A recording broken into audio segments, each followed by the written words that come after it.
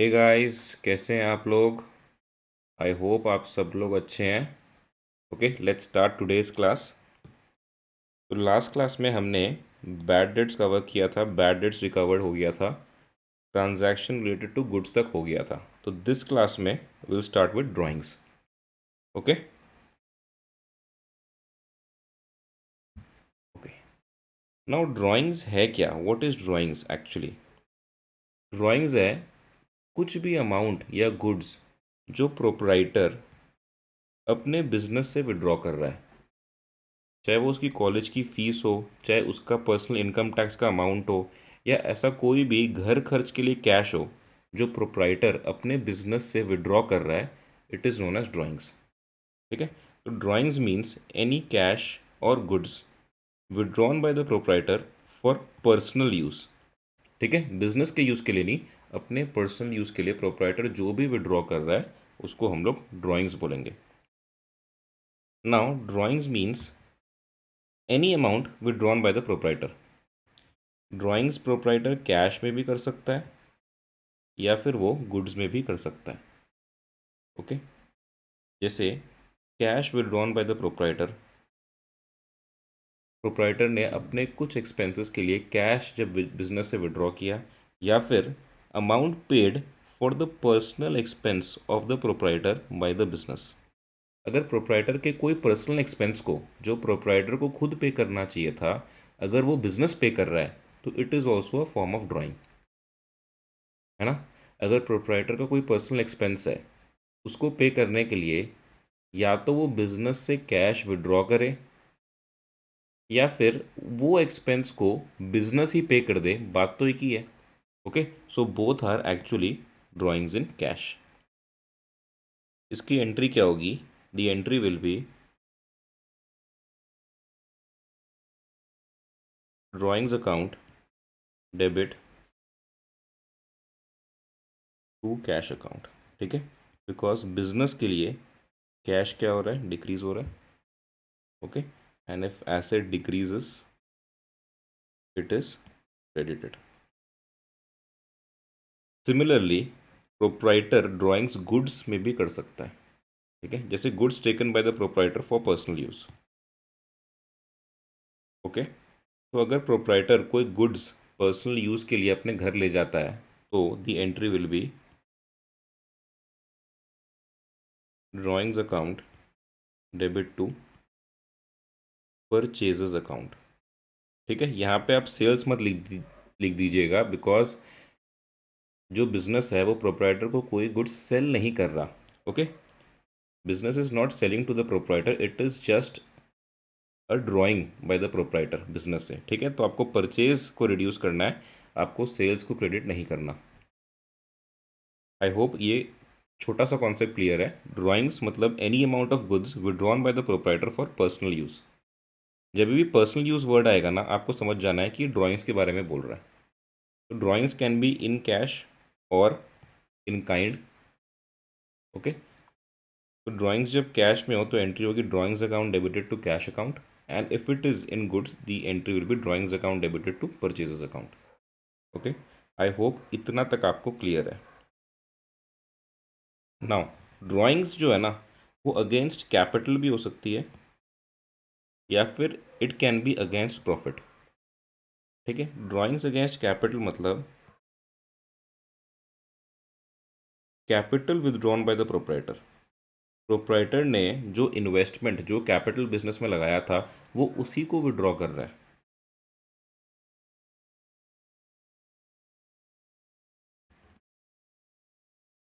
ठीक है, तो जब ड्राइंग्स अगेंस्ट कैपिटल होना, it affects interest on capital. ठीक है, ये इंटरेस्ट ऑन कैपिटल को अफेक्ट करेगा, क्योंकि अगर कैपिटल कम हो जाएगा और अगर कुछ interest on capital proprietor business से ले रहा है, तो अगर कैपिटल ही कम हो गया तो इंटरेस्ट ऑन कैपिटल को भी तो कुछ इफेक्ट होगा ना, इंटरेस्ट ऑन कैपिटल भी कम हो जाएगा। ओके, तो it affects interest on capital. The second thing is drawings against profit. ठीक है, प्रोप्राइटर क्या कर रहा है, ड्रॉ कर रहा है ड्राइंग्स अगेंस्ट फ्यूचर प्रॉफिट्स। इसका मतलब क्या होता है कि जो भी फर्म है वो अपना प्रॉफिट कब कैलकुलेट करते हैं, वो अपना प्रॉफिट कब कैलकुलेट करते हैं। दे calculate the profit on 31 March, year and पे। तो ईयर एंड पे ये पता चलता है कि एक्चुअल फर्म ने कितना प्रॉफिट कमाया।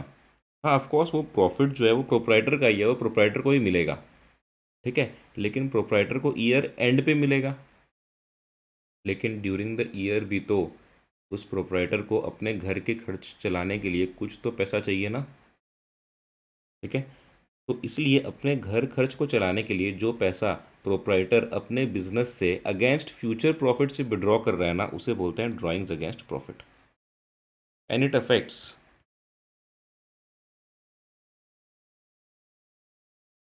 इंटरेस्ट ऑन ड्राइंग्स, ठीक है, it affects interest on drawings. अब 99% केसेस में जब ड्राइंग्स के बारे में दिया हुआ है ना, it is drawings against profit only, ठीक है। अगर ड्राइंग्स अगेंस्ट कैपिटल है तो आपको वो स्पेसिफिकली देगा कि it is withdrawal of capital. अगर कुछ नहीं दिया है तो it is you have to assume कि it is drawings against profit, और आपको इंटरेस्ट ऑन ड्राइंग्स के हिसाब से कैलकुलेट करना पड़ेगा, ठीक है। आई होप यहाँ तक क्लियर है। एक छोटा सा एग्जाम्पल कर लेते हैं। Goods purchased for ₹5,000। बिजनेस ने गुड्स परचेज किए ₹5,000 के, but that were taken by the proprietor for personal use. Proprietor ने वही गुड्स अपने पर्सनल यूज़ के लिए घर ले गया बिजनेस से। क्या एंट्री होगी, what will be the entry?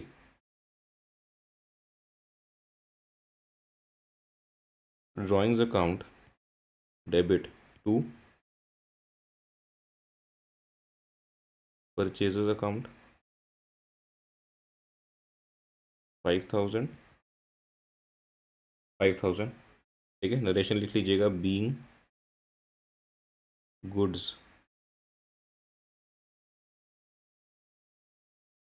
Taken by the proprietor for personal use.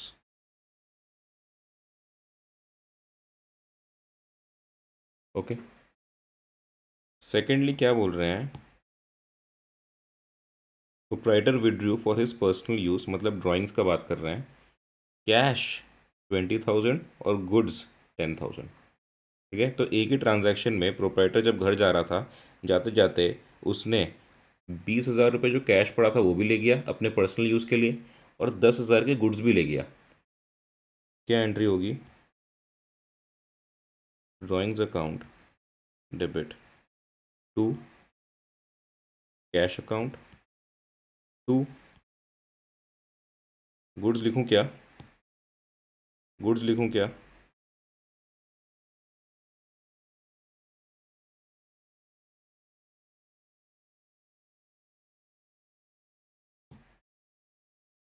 ठीक है, परचेजेस अकाउंट। कितना अमाउंट होगा? 30,000, जिसमें कैश था 20,000 और परचेजेस मतलब गुड्स थे 10,000 के, ठीक है। As simple as that. Okay, बहुत सिंपल कॉन्सेप्ट था ड्राइंग्स का, जिसमें मैंने आपको बताया ड्राइंग्स होता क्या है। Drawings can be of two types, drawings in cash and drawings of goods. Drawings against capital या ड्राइंग्स अगेंस्ट प्रॉफिट दोनों हो सकता है। आपको अज्यूम करना है ड्राइंग्स अगेंस्ट प्रॉफिट है अगर कुछ भी मेंशन नहीं किया हुआ तो, ठीक है। चलो नेक्स्ट टॉपिक पे चलते हैं, which is purchase and sale of fixed assets. अब तक आपने purchase and sale of goods के बारे में पढ़ा था। मैंने आपको बोला था कि जब गुड्स का परचेज होता है तो परचेजेस अकाउंट खुलता है, और जब गुड्स सेल होते हैं तो सेल्स अकाउंट खुलता है, ठीक है। But you have to be careful कि फिक्स्ड एसेट्स के केस में ये चीज़ नहीं होती, ठीक है। So what are actually fixed assets? These are basically assets of non current nature जो फिक्स्ड रहते हैं, जैसे कि land, building, factories, furniture, equipment, these are fixed assets. Fixed assets are basically purchased to increase the earning capacity of the business and are not for resale. ठीक है, अगर कोई भी चीज़ हम लोग रीसेल के लिए खरीदते हैं ना, तो दोज आर गुड्स। ठीक है, अगर मैंने एक मशीन, एक इक्विपमेंट खरीदा मैंने, और मैं उसको अपनी अर्निंग कैपेसिटी बढ़ाने के लिए यूज़ कर रहा हूँ ना, इट इज़ एन एसेट। लेकिन अगर मेरी मशीनरी की दुकान है और मैं मशीन खरीद रहा हूँ which is meant for resale, आगे बेचने के लिए, तो वो मेरे लिए क्या है, गुड्स है। ठीक है, तो fixed assets are basically purchased to increase the earning capacity of the business and are not meant for resale. चलो, now purchase of fixed assets की क्या एंट्री होगी? Purchase of fixed assets can be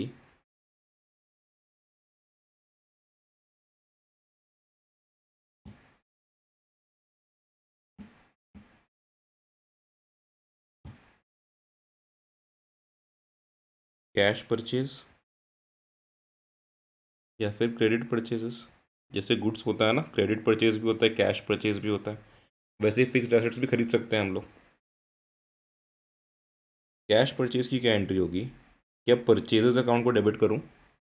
Will I debit purchases account? The answer is no. Fixed assets account debit to cash और bank. ठीक है, अगर machinery purchase होगा तो मशीनरी अकाउंट डेबिट करेंगे, लैंड परचेज होगा तो लैंड अकाउंट डेबिट करेंगे, बिल्डिंग परचेज होगा तो बिल्डिंग अकाउंट डेबिट करेंगे, एंड सो ऑन। सिमिलरली अगर क्रेडिट परचेज हुआ तो fixed assets account debit to जो आपका सप्लायर है या जो क्रेडिटर है। ठीक है, सिंपल एंट्री। नाउ जब आप फिक्स्ड एसेट्स को सेल करने जा रहे हैं, आपने फिक्स्ड एसेट्स को यूज़ कर लिया आराम से, लेकिन यूज़ कर करके आपने उसकी इतनी खस्ता हालत कर दी कि अब वो और यूज़ तो हो नहीं सकता, उसका खेल वहीं ख़त्म हो गया। तो आप सोच रहे हैं कि जो ये फिक्स्ड एसेट बचा हुआ है अपने पास, इसको सेल ऑफ ही कर दें, जो पैसा है वही ठीक। ठीक है, तो आप जब फिक्स्ड एसेट सेल करने जा रहे हैं ना, तो दो सिचुएशन हो सकती है। एक तो आपको लॉस ऑन सेल हुआ कि जो फिक्स्ड एसेट की उस दिन करंट वैल्यू थी ना, उससे कम पैसा मिला आपको, या फिर कुछ प्रॉफिट ऑन सेल हुआ, गेन ऑन सेल। ओके, तो जब सेल करने जा रहे हैं तो या तो लॉस होगा या प्रॉफिट होगा। अगर आपको लॉस हुआ सेल करते टाइम, तो एंट्री क्या होगी? Bank account debit, because you receive money ना जब आप सेल करेंगे। लेकिन क्योंकि आपको लॉस भी हुआ, इसलिए loss on sale account debit to fixed asset account. ठीक है, फॉर एग्ज़ाम्पल आपका जो फिक्स्ड एसेट था उसकी वैल्यू थी 10,000। आप जब उसको सेल करने गए ना, तो सामने वाले ने आपको बोला कि भाई 10,000 तो दूंगा नहीं, 8,000 रुपीज़ ले लो मेरे से। तो अल्टीमेटली आप जब फिक्स्ड एसेट आपने सेल किया, आपको 2,000 रुपीज़ का लॉस हो गया, है ना। तो बैंक में आपको कितने पैसे मिले? 8,000। 2,000 का आपको लॉस हो गया एंड फिक्स्ड एसेट की वैल्यू थी 10,000 रुपीज़। ठीक है, नरेशन आप दे दीजिएगा, being fixed asset sold and loss incurred.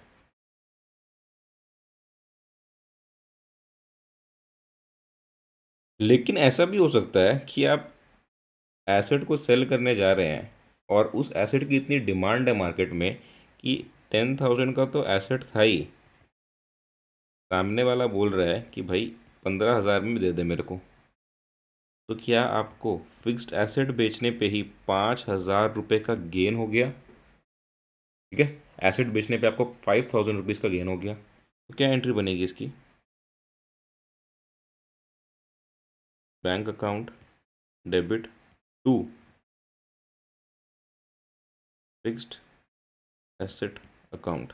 Bank में आपने कितना रिसीव किया? 15,000। एसेट आपका कितने का ख़त्म हो गया क्योंकि आपने उसको सेल ऑफ कर दिया? 10,000 का।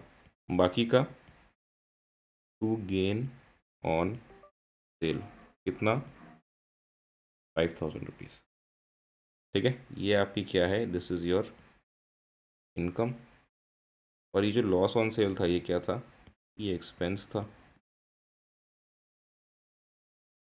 Okay, simple.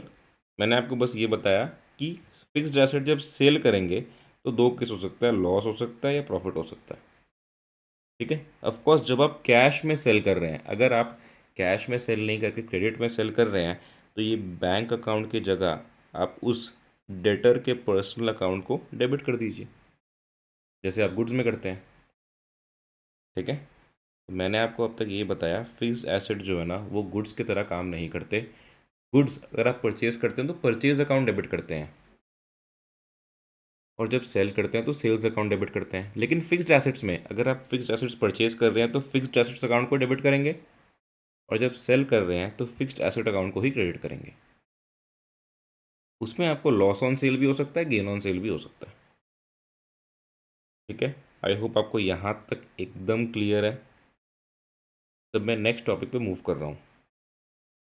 The next topic is expenditure on installation of machinery and construction of building. ठीक है, मशीनरी आपने खरीद ली, लेकिन क्या आप खरीदते ही उसको यूज़ करना चालू कर सकते हैं? समझ लीजिए आपको मशीन खरीदनी थी, आप एक ट्रेड फेयर में गए या आप एक शोरूम में गए, आपने मशीनरी खरीदी और क्या वहीं पे आपने चालू कर दिया यूज़ करना उसको कि भाई एक काम करो, उस जो मशीन वाले शोरूम था उसी में अपना गुड्स वहाँ ले जाओ, वहीं पे रॉ मटेरियल ले जाओ, सब कुछ लेबर वहीं ले जाओ और वहीं गुड्स बना के वहीं से बेच दो? इट इज़ नॉट पॉसिबल ना। आपको अपने मशीनरी को उस शोरूम से अपने फैक्ट्री में लेके आना पड़ेगा। अपने फैक्ट्री में लाने के बाद आपको उसको इंस्टॉल कराना पड़ेगा प्रॉपरली। इंस्टॉल कराने के बाद सब कुछ करने के बाद आप पूजा वूजा करके फिर गुड्स मैन्युफैक्चर करना स्टार्ट करेंगे। सिमिलरली अगर आप बिल्डिंग को कंस्ट्रक्ट करवा रहे हैं, ठीक है, आप बिल्डिंग परचेज नहीं कर रहे हैं, you are going for construction of building, तो उस बिल्डिंग को कंस्ट्रक्ट कराते हुए बहुत सारा खर्चा होता रहेगा। ठीक है, तो एक्चुअली कॉन्सेप्ट क्या है कि any expenditure incur to make the asset ready for use. जब तक एसेट आपका रेडी फॉर यूज़ नहीं हो जाता उसके पहले जितना भी एक्सपेंडिचर हो रहा है उस एसेट को रेडी फॉर यूज़ करने में, वो सब एक कैपिटल एक्सपेंडिचर है और उसको उस एसेट की कॉस्ट के साथ ही कैपिटलाइज कर दिया जाए। Okay, I repeat, any expenditure incurred to make the asset ready for use. Asset को रेडी फॉर यूज़ बनाने के लिए जितना भी एक्सपेंडिचर हो रहा है वो एक्सपेंडिचर उस एसेट के साथ ही कैपिटलाइज कर दिया जाए और अलग से एक्सपेंस रिकॉर्ड नहीं किया जाए। जैसे अगर मेरी मशीनरी है, मैंने मशीनरी शोरूम से खरीदी, तो ऑफ कोर्स मैं शोरूम में ही अपना मैन्युफैक्चरिंग प्रोसेस शुरू नहीं कर सकता वहीं रॉ मटेरियल्स ले जाके। मुझे उस मशीनरी को अपने फैक्ट्री में लेके आना पड़ेगा, तो कुछ कैरेज लगेगा, कुछ फ्रेट लगेगा।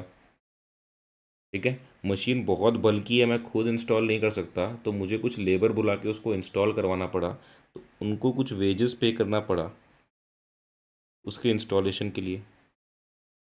ठीक है, ये सब करने के बाद उसके बाद मेरी जो एसेट है, मेरा जो मशीन है वो रेडी फॉर यूज़ हुआ।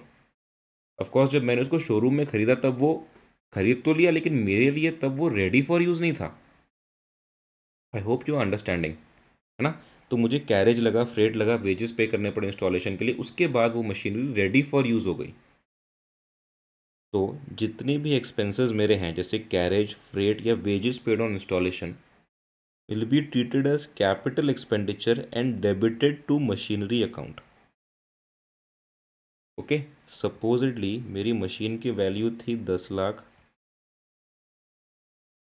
कैरेज मैंने पे किया 10,000, रेट मैंने पे किया 10,000, और वेजेस जो इंस्टॉलेशन के लिए पे करने थे ना मैंने 30,000 पे की। तो अल्टीमेटली जब मैं मशीनरी अकाउंट अपने बुक्स में रिकॉर्ड कर रहा हूँ ना, मैं उसको 10 लाख में नहीं रिकॉर्ड करके 10,50,000 पे रिकॉर्ड करूँगा। मतलब जितने भी एक्सपेंसेस हैं ना, सबको ऐड करके मशीनरी अकाउंट में ही कैपिटलाइज कर दूंगा। आई होप आपको यहाँ तक समझ में आया। ठीक है, एकदम सिंपल कॉन्सेप्ट है। कोई भी एसेट को जब रेडी फॉर यूज़ करने में जो भी खर्चा लग रहा है ना, उसको उस एसेट की कॉस्ट में ऐड कर दो। सिमिलरली बिल्डिंग में क्या होता है, अगर मैं बिल्डिंग नहीं खरीद के बिल्डिंग कंस्ट्रक्ट करवा रहा हूँ तो ऑफकोर्स जेसीबी बुलाना पड़ा, उसका खर्चा लगा, है ना। कुछ ये सब क्या मशीन होती है ना सामान वामान उठाने की, उसका खर्चा लगा। यहाँ पे कोई क्रेन है, उसका खर्चा लगा।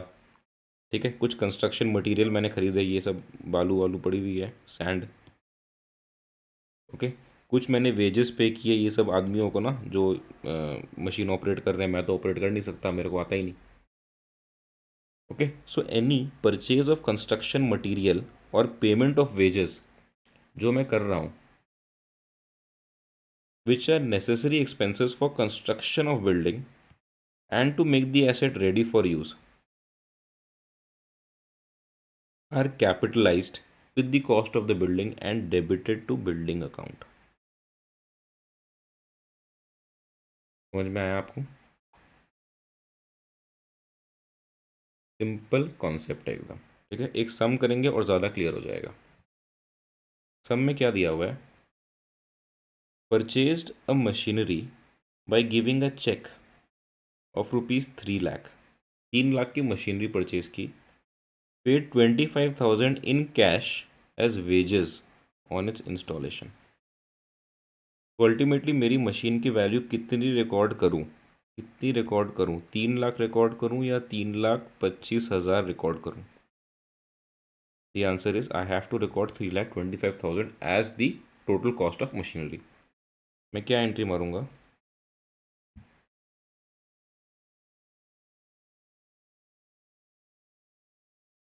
Machinery account debit to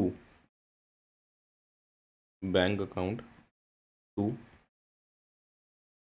cash account. Machinery will be debited for 3,25,000। 3 lakh का मशीनरी का पेमेंट मैंने चेक से दिया और 25,000 मैंने कैश से वेजेस पे किए। ठीक है, clear. Second, bricks for ₹15 lakh and timber for ₹10 lakh purchased for construction of building, payment was made by check। ठीक है, तो क्या ये मेरे एक्सपेंसेस हैं बिजनेस के, या मैं इसको बिल्डिंग अकाउंट के साथ कैपिटलाइज करूं?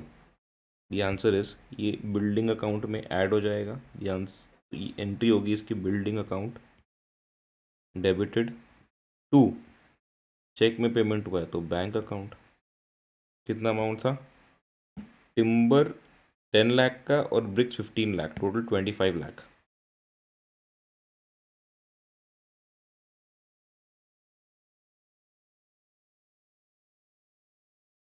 Next, purchase an old machinery, एक पुरानी मशीनरी खरीदी 1 लाख रुपए की। Spend ₹5,000 on its carriage, 20,000 on its immediate repairs.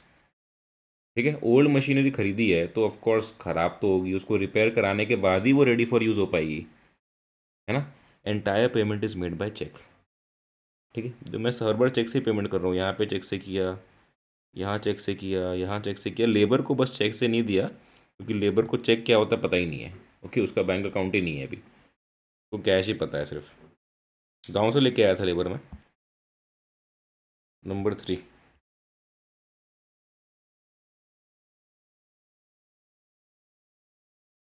Machinery account debited to bank account 1,25,000।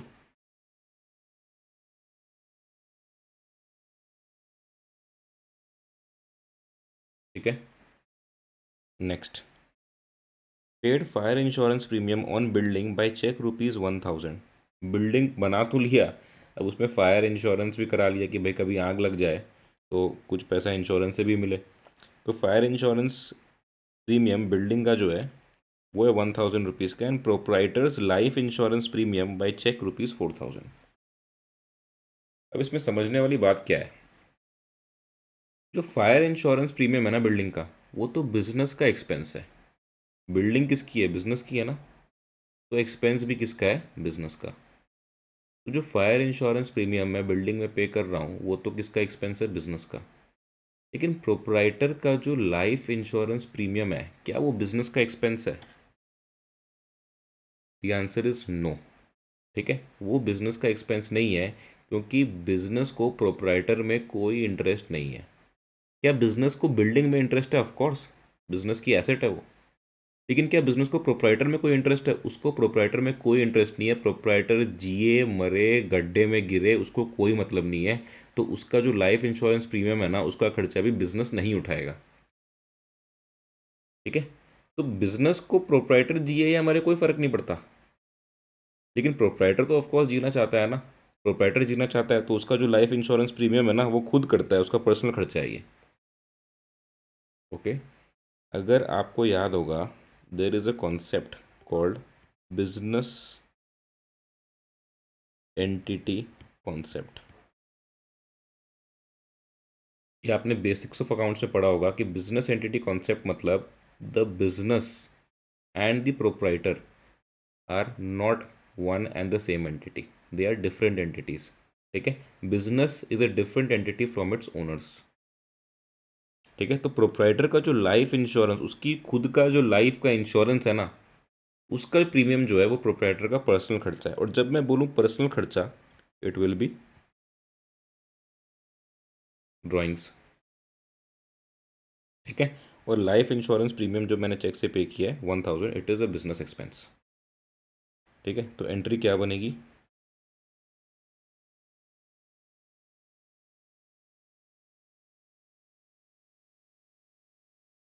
Fire insurance premium account debit drawings account debit. Payment कैसे हुआ? चेक से? Check से ही हुआ है। ठीक है, 1000 एंड 4000। 1000, 4000, तो टू बैंक अकाउंट, टोटल 5000। कोई डाउट? हैंड राइटिंग थोड़ी ज़्यादा गंदी हो गई तो सुधारेंगे।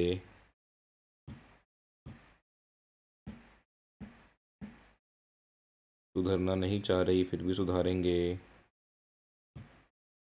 Okay,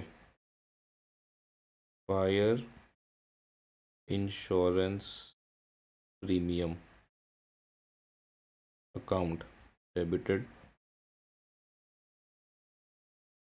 drawings account debited to bank account. ठीक है, next.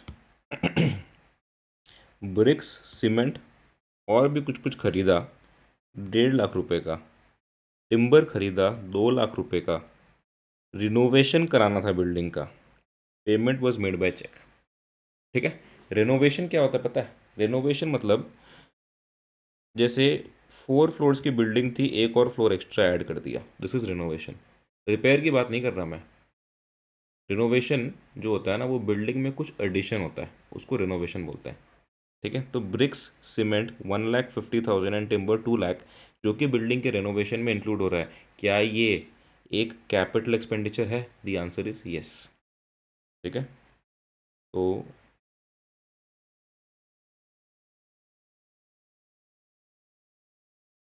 Building account debit to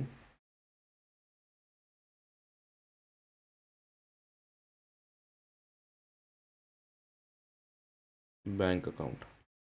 कितना? 1,50,000 था और 2 लाख, तो टोटल 3,50,000। ओके, आई होप यहाँ तक कोई डाउट नहीं है। Expenditure on repairs and maintenance of building, क्या ये एक कैपिटल एक्सपेंडिचर है? क्या ये रिपेयर एक कैपिटल एक्सपेंडिचर है? ठीक है, तो ये कैपिटल एक्सपेंडिचर तो है नहीं, ये एक रेवेन्यू एक्सपेंडिचर है, नॉर्मल जो बिजनेस का एक्सपेंडिचर होता है। तो मैं एक एक्सपेंस की एंट्री मार दूंगा, repairs account debit to bank account. कितना खर्चा किया मैंने? 75,000।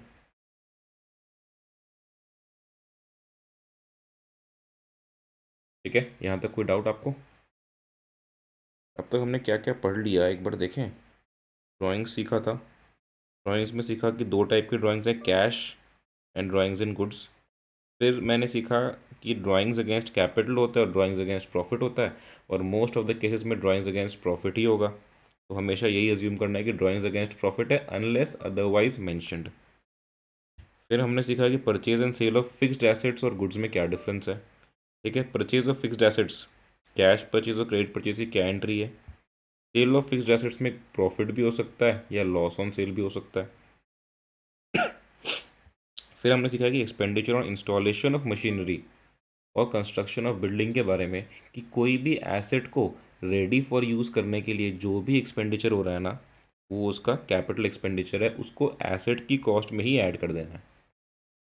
ओके, जैसे मशीनरी में कैरेज फ्रेट या वेजेस पेड फॉर इंस्टॉलेशन, और बिल्डिंग में अगर मैं कुछ वेजेस पे कर रहा हूँ या कोई कंस्ट्रक्शन मटेरियल खरीद रहा हूँ, जैसे टिम्बर खरीद रहा था यहाँ पे, ब्रिक्स, सीमेंट, टिम्बर, क्या क्या खरीद रहा था, हाँ ब्रिक्स और टिम्बर खरीद रहा था। ओके, नाउ मिसलिनियस और सन्ड्री एक्सपेंस। मिसलिनियस और सन्ड्री एक्सपेंस, ये सब वो छोटे मोटे एक्सपेंसेस हैं, जैसे रिफ्रेशमेंट्स से पोस्टेज, जैसे कन्वेयंस, है ना, कोई जैसे चाय पानी का खर्चा, चाय पानी, बिस्किट, कभी एकदम पार्टी हो गई तो समोसा, कभी रसगुल्ला। ठीक है, पोस्टेज, अगर मुझे कोई चिट्ठी किसी को पोस्ट करनी है ना, कभी मैंने पोस्ट ऑफिस से पोस्ट की, कभी डीटीडीसी से पोस्ट की, कभी ब्लू डार्ट से लगा दी। ठीक है, तो पोस्ट ऑफिस से कर रहा हूँ तो खर्चा आ रहा है 10 रुपये, 15 रुपये, डीटीडीसी से कर रहा हूँ तो 70 रुपये भी आ रहा है।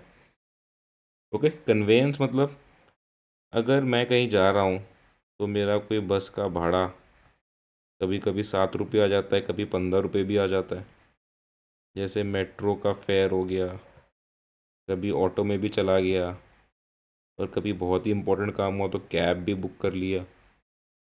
Okay, these are what, these are very petty expenses, छोटे मोटे एक्सपेंस। अब मैं एक एक चीज़ का एक्सपेंस अगर जर्नल में रिकॉर्ड करने लग गया कि भाई चाय अकाउंट डेबिट टू कैश, फिर पानी account debit to cash, samosa account, rasgulla account, DTDC का कोई कुरियर का अकाउंट, है ना, बस फेयर का अकाउंट, तो क्या होगा, the accounts will be very very bulky which is undesired.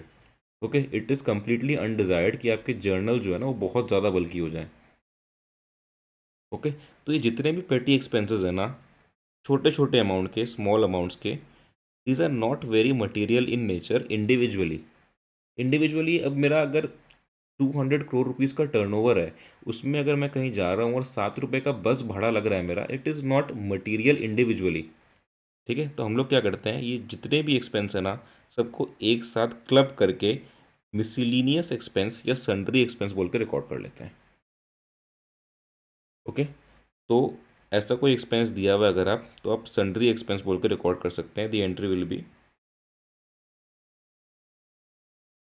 Miscellaneous और sundry expense account debit to cash account या बैंक अकाउंट जो भी हो।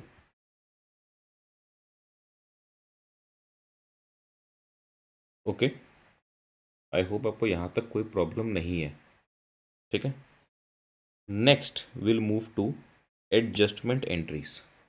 ठीक है, ये एक इम्पॉर्टेंट पार्ट है आपके सिलेबस का। No, adjustment entries are entries which are passed at the end of the year to make adjustment in accounts. Accounts में कुछ एडजस्टमेंट्स करने थे मेरे को, इसलिए मैं ये एंट्रीज पास कर रहा हूँ ईयर एंड पे। ईयर एंड मतलब 31 मार्च को, 31 मार्च को बैठ के ये एंट्री पास कर रहा हूँ सारी। ठीक है, क्योंकि मुझे अपने अकाउंट में कुछ कुछ एडजस्टमेंट्स करने हैं, ताकि मेरे जो अकाउंट्स हैं ना, वो true financial performance and true financial position show करे, so that the final accounts show true and fair financial performance and financial position of the business. Financial performance आपको कैसे पता चलती है? It is known by trading and P&L account. Financial position is known by balance sheet.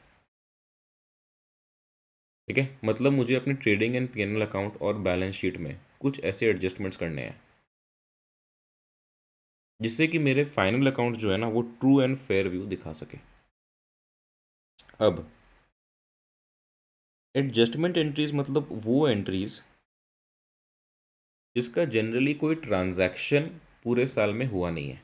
ठीक है, मतलब वो entries जिसका जनरली कोई कैश ट्रांजैक्शन नहीं हुआ है, क्योंकि अगर कुछ कैश ट्रांजैक्शन हुआ होता तो वो बुक्स में ऑटोमेटिकली रिकॉर्ड हो गई होती। ठीक है, और अगर वो बुक्स में रिकॉर्ड हो गई होती तो मुझे फिर कुछ एडजस्टमेंट एंट्रीज लास्ट डे में पास करने की ज़रूरत ही नहीं पड़ती। For example depreciation, if you know what is depreciation, depreciation is a fall in the value of an asset. अब एसेट की वैल्यू में कुछ फॉल हो रहा है हर साल कुछ कुछ कुछ कुछ वैल्यू एसेट में फॉल होते जा रहा है, लेकिन मेरे जेब से कोई कैश जा रहा है क्या? द आंसर इज नो, मेरी जेब से तो कोई कैश नहीं जा रहा, लेकिन मेरी एसेट का वैल्यू हर साल गिर रहा है। तो अगर मैं हर साल एसेट का वैल्यू सेम रिकॉर्ड कर दूं तो क्या मेरी फाइनेंशियल पोजीशन जो है बिजनेस की वो रॉन्ग दिखा रहा हूं मैं अपने स्टेक होल्डर्स को? ठीक है, the answer is yes, wrong दिखा रहा हूँ। तो मुझे क्या करना है, हर साल अपनी एसेट को थोड़ा थोड़ा थोड़ा थोड़ा कम करना है। लेकिन अगर आप देखें तो वो एसेट को कम करने की जो एंट्री है ना वो ओवर द पूरा साल तो आएगी ही नहीं, ओवर द ईयर तो वो रिकॉर्ड होगी ही नहीं, क्योंकि कुछ कैश तो गया ही नहीं है। और बिजनेस ट्रांजैक्शन में जो कैश इन्वॉल्व होता है ना वही सब एंट्रीज मैं रिकॉर्ड करता हूँ जर्नल में। ओके, तो क्योंकि कैश गया नहीं है इसलिए वो एंट्री पूरे साल तो आई नहीं, इसलिए मुझे 31 मार्च को बैठ के ये एस्टिमेट करना पड़ रहा है कि पूरे साल में मेरी एसेट की वैल्यू भी गिरी होगी, थोड़ी हो सकता है 10,000 रुपीज़ मेरी एसेट की वैल्यू गिर गई, तो इस 10,000 को मैं अपना एक्सपेंस दिखा रहा हूँ। ठीक है, तो ऐसे ही कुछ एडजस्टमेंट एंट्रीज जो कि मैं अकाउंट्स में एडजस्टमेंट्स करने के लिए यूज़ कर रहा हूँ ताकि मेरे accounts true and fair financial performance and financial position दिखाए, उसके बारे में हम लोग पढ़ेंगे। ठीक है, now the first is closing stock. Closing stock मतलब the stock of unsold goods at the end of accounting year, है ना। समझ लो आपने परचेज किया था 10 यूनिट्स, 10 यूनिट्स परचेज किया, 1 2 3 4 5 6 7 8 9 10, बिका कितना? 6 यूनिट्स बिके ना, 1 2 3 4 5 6, तो ये 7 8 9 10 ये जो यूनिट्स है ये तो मेरे क्लोजिंग स्टॉक में रह गए। क्या ये पूरे साल में बिके? The answer is no. ठीक है, तो ये वो गुड्स है जो मेरे गोडाउन में पड़े हुए हैं लेकिन मैंने बेचे नहीं इस साल। इस साल खरीदे थे क्या? हाँ, खरीदे इस साल थे, इस साल बेचे नहीं मैंने। ठीक है, तो ये मेरे बुक्स में पड़े हुए हैं। It is transfer to trading account to determine the gross profit for the accounting year. Trading account में मैं ट्रांसफ़र करता हूँ ताकि मेरे अकाउंटिंग ईयर का ग्रॉस प्रॉफिट डिटरमाइन हो जाए। ठीक है, the entry will be closing stock account debit to trading account. ठीक है, trading account is actually a nominal account.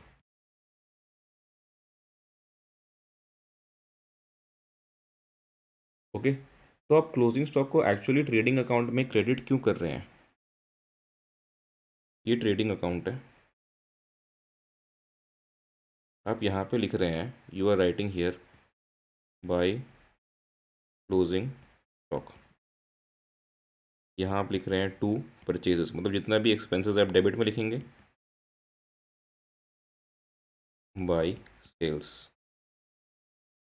तो एक्चुअल में क्या हो रहा है ना, आप क्लोजिंग स्टॉक को ट्रेड मतलब इस अकाउंट से रिमूव कर रहे हैं, मतलब you are deducting closing stock from the amount of purchases, so that आप उन्हीं यूनिट्स का परचेज एक्सपेंस रिकॉर्ड करें जो यूनिट्स एक्चुअल में सेल हो रहे हैं। ठीक है, ये आप क्यों करते हैं? Because there is a concept call matching concept. Matching concept ये बताता है कि आपके करंट ईयर के रेवेन्यू को अर्न करने के लिए जो एक्सपेंसेस आप कर रहे हैं ना, उसी एक्सपेंस को करंट ईयर में रिकॉर्ड करिए।